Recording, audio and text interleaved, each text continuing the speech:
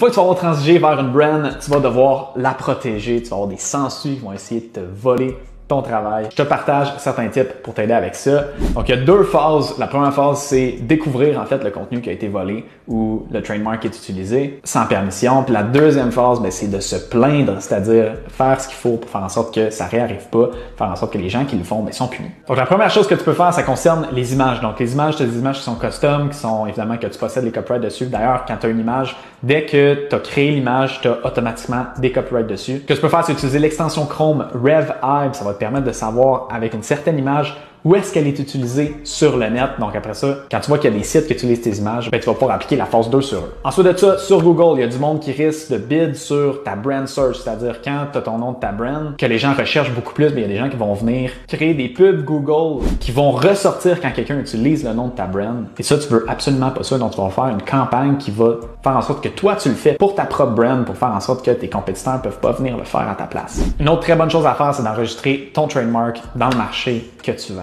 Et sinon, c'est aussi important que tu fasses un tour régulièrement de Facebook, TikTok pour t'assurer qu'il n'y a pas du monde qui sont en train de voler tes vidéos. Donc, une fois que tu as une bonne liste de monde qui te vole ton stock, ce qu'il faut que tu fasses, c'est qu'il faut que tu les shut down. Puis ça, on fait ça en envoyant des DMCA et des lettres de cease and desist. Je sais pas c'est quoi en français. Et en gros, ça, c'est comme des plaintes formelles qui font peur, dans le fond. Toutes les grosses plateformes comme Facebook, Shopify, WordPress, peu importe ce qu'ils peuvent utiliser pour vendre les produits qu'ils vendent grâce à ton contenu, ils ont tous des formulaires que tu peux remplir pour faire une plainte, puis eux, ils vont s'occuper de faire en sorte que cette personne-là ne puisse plus faire de pub ou avoir de site web, peu importe. Et je te préviens, faire ça, c'est très satisfaisant. Je t'invite à me suivre sur plus de tips en e-commerce.